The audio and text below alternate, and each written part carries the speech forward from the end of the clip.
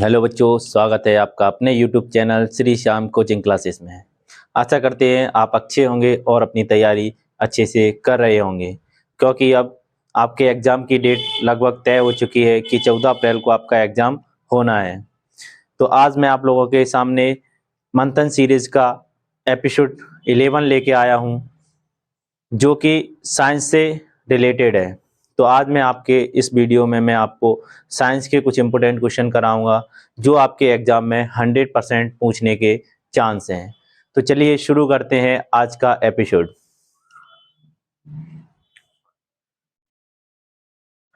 पहला क्वेश्चन है आपके सामने, एक स्वस्थ मनुष्य का रक्तचाप कितना होता है? आपको बताना है जो मनुष्य स्वस्थ रक्तचाप होता है, ब्लड प्रेशर। तो एक स्वस्थ मनुष्य का ब्लड प्रेशर कितना होता है? एक स्वस्थ मनुष्य का ब्लड प्रेशर होता है 120 टू 80। नेक्स्ट क्वेश्चन, मनुष्य में मुख्य श्वसन अंग क्या होता है? ऑप्शन है आपके पास फेफड़ा, नाक, क्लोम क्लोम या फिर ट्रेकिया। तो आपका जो राइट आंसर है वो ऑप्शन ए, मनुष्य का मुख्य श्वसन अंग जो होता है वो फेफड़ा होता है। नेक्स्ट क्वेश्चन, उच्च रक्तचाप की अवस्था को क्या कहते हैं? उच्च रक्तचाप क्या होता है? उच्च रक्तचाप होता है ब्लड प्रेशर का बढ़ना। जब ब्लड प्रेशर बढ़ जाता है तो उसको क्या कहते हैं साइंस की लैंग्वेज में? उसको ऑप्शन है आपके पास होमवर्क, पक्षाघात या हाइपरटेंशन या फिर इनमें से कोई नहीं।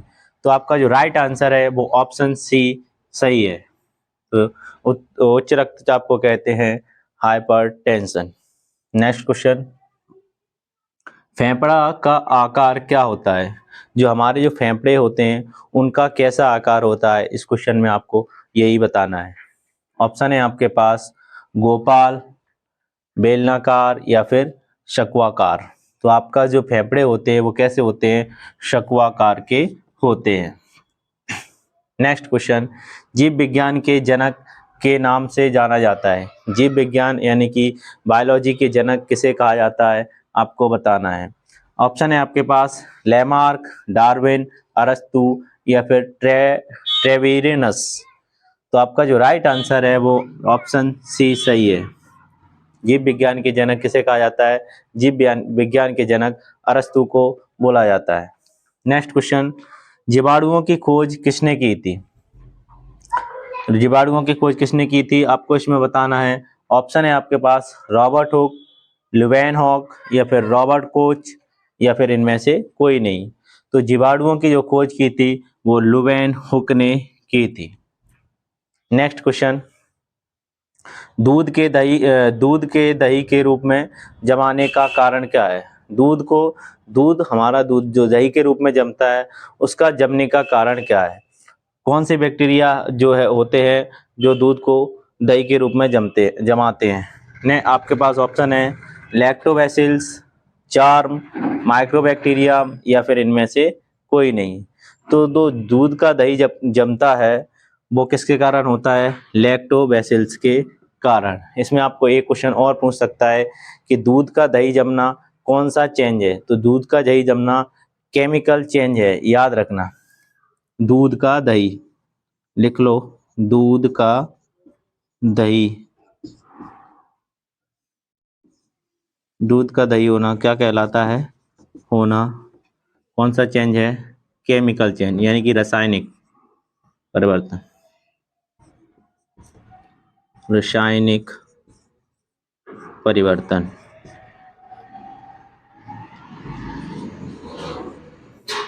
ठीक है। नेक्स्ट क्वेश्चन है क्वेश्चन नंबर 8। डेंगू बुखार एक रोग है। डेंगू बुखार जो होता है ना वो किस मच्छर के काटने से होता है, ये आपको इसमें बताना है। तो मच्छर जनित, ये डेंगू बुखार किस तरीके का रोग है?